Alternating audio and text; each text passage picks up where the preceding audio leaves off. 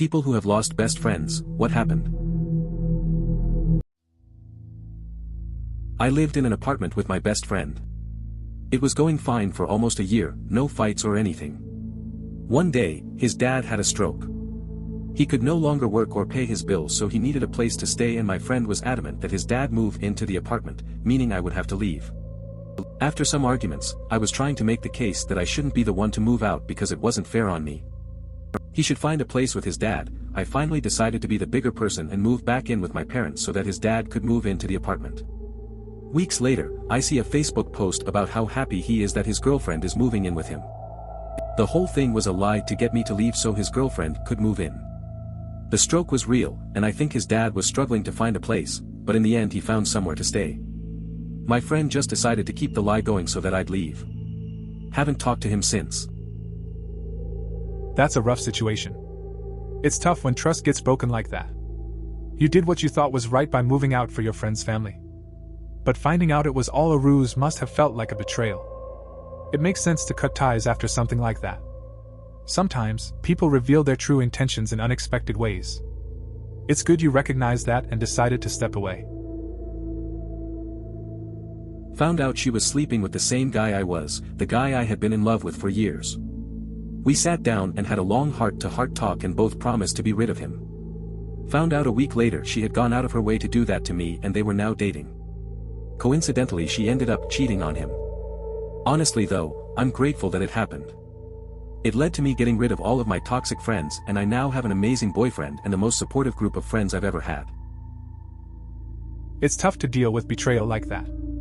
It sounds like you had a rough experience, but it's good to hear you found a healthier situation afterward. Sometimes, these things push us to make better choices in our lives. Getting rid of toxic people can be really freeing. He had a long history of drinking a lot and being obnoxious. That said, he was a very good friend other than that. But he had a very rigid view of friendship. He moved abroad, and began complaining that I wasn't contacting him enough. I got married, had a kid, had a full-time job, but he basically wanted me to be acting like we were teenagers. He ended up moving back to my area after a divorce. His drunken behavior got worse. He got frustrated I wouldn't just drop everything and hang out with him. Finally, I told him I was concerned about his drinking, and he went off on me about how terrible a friend I am. We went back and forth for a while until he finally said not to talk to him. It sounds like a tough situation. It's clear you tried to be supportive and address his problems, but he didn't take it well. Sometimes people need to hear hard truths, even if they don't want to. Best friends for 2 years, we did everything together. A few months ago, she started hooking up with a guy, joined his group of friends, and started blowing me off soon after. Constantly told me she was just staying in, then I'd see pictures of her with her friends on social media. A few weeks ago, I decided I'd wait for her to get in contact with me to meet up. She never did. We haven't spoken since the last text I sent her. It makes me really sad, but I have to keep reminding myself it's not worth it to make such an effort for someone who makes me feel so shitty. Sounds like a tough situation. It's rough when a friend you relied on starts to pull away. It's normal to feel sad about it, but it seems like you're recognizing your worth. Taking a step back can help you heal and find better friendships down the line. I've had 2 best friends all of my life pretty much. My one best friend, it was mostly my fault as he'd always ask me to come hang out to go drinking or concerts, and I'd often decline him with some BS excuse because I didn't have the money to go out and I didn't want to let him know I was struggling with it. My other best friend basically got a GF and forgot about me completely. He broke up with her a few months ago and reached out to me and apologized and said he should have done it sooner, so we're sort of mending it right now. It's rough when friendships drift like that. It's tough to navigate the financial stuff and still keep in touch. Good to hear you're mending things with the other friend. The guy was, probably, a pathological liar who always felt the need to one-up everyone. It got to the point where he even tried to one-up negative things. It was ridiculous.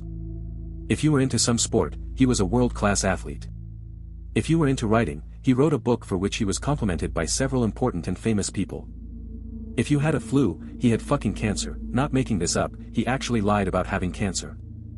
I was gullible at first, then I realized he was full of shit, but I decided to try to ignore all the bullshit and still be his friend, but then I got sick of the constant humble and not so humble bragging.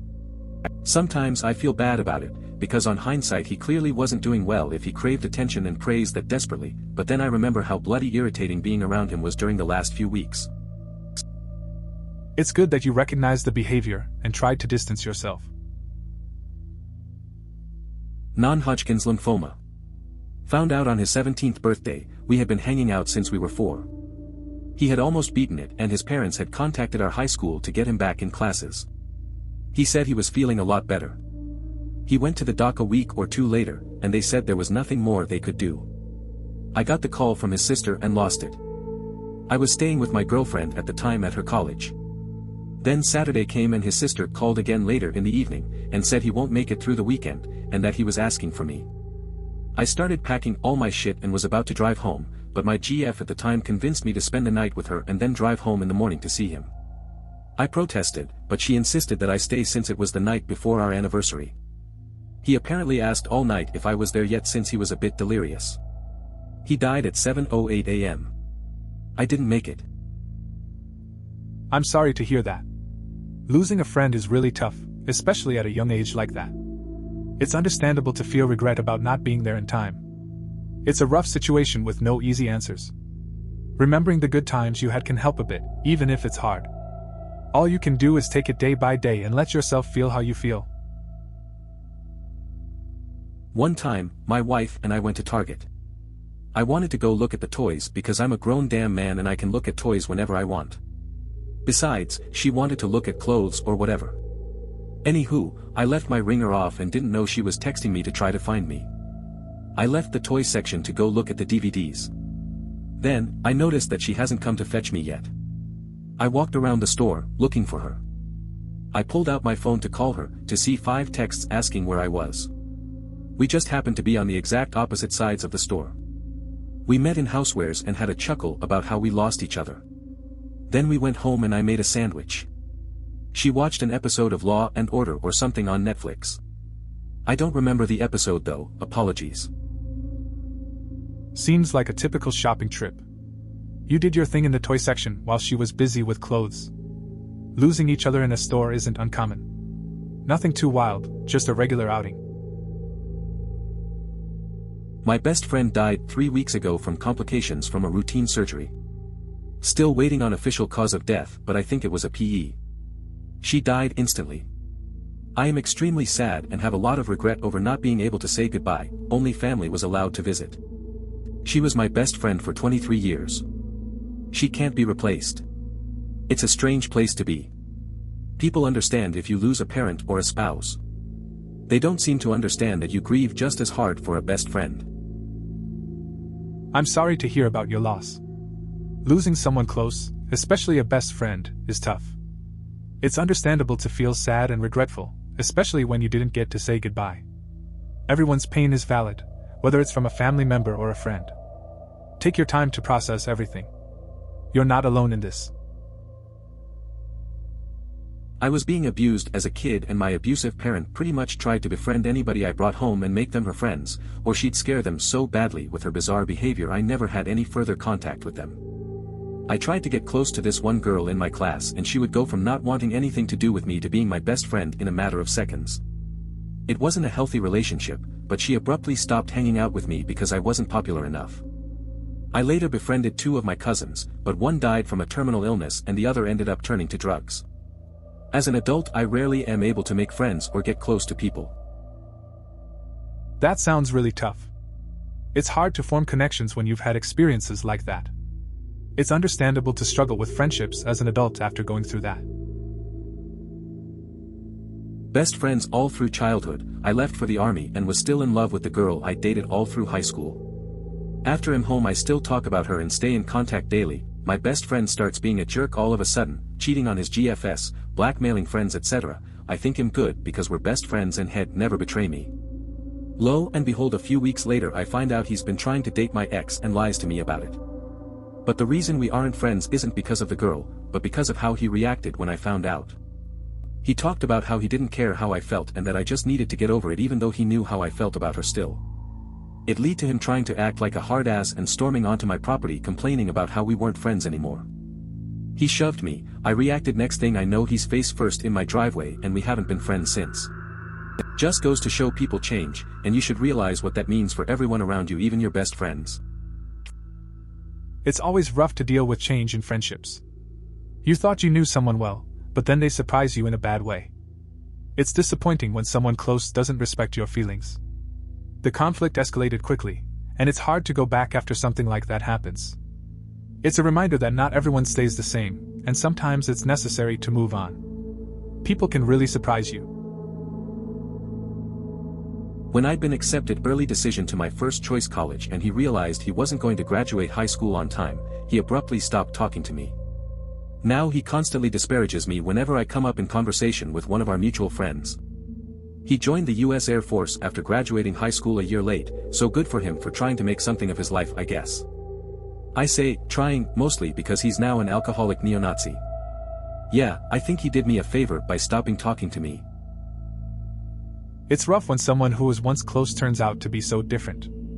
It looks like you're better off without that kind of negativity in your life. Just focus on your own journey. We realized that we'd essentially become a very, very codependent married couple, who were not romantically involved and lived several hours apart. We messaged each other all day, every day. Sometimes literally hundreds of WhatsApps a day. Hundreds of photos. We shared everything and we knew each other so well it's like we were psychic. But we're both somewhat damaged people. We both have problems. And over the 2-ish years that we were emotionally inseparable, we began to take our problems out on each other. Little by little it became toxic. Our individual issues snagged against each other and tore things up more. I called a halt to it because I had lost sight of how to get through a day without her, of how to get through a thought without her. I'd stopped handling my issues and was just wallowing in the soup of our mutual dysfunction. I have never loved another person more, or been closer to someone, but I can't be with her like that. I can't lose myself like that. And because I fulfilled all of her emotional needs, she'd stopped looking for and trying to engage with having a healthy relationship with someone, and she really wants a family, kids, love.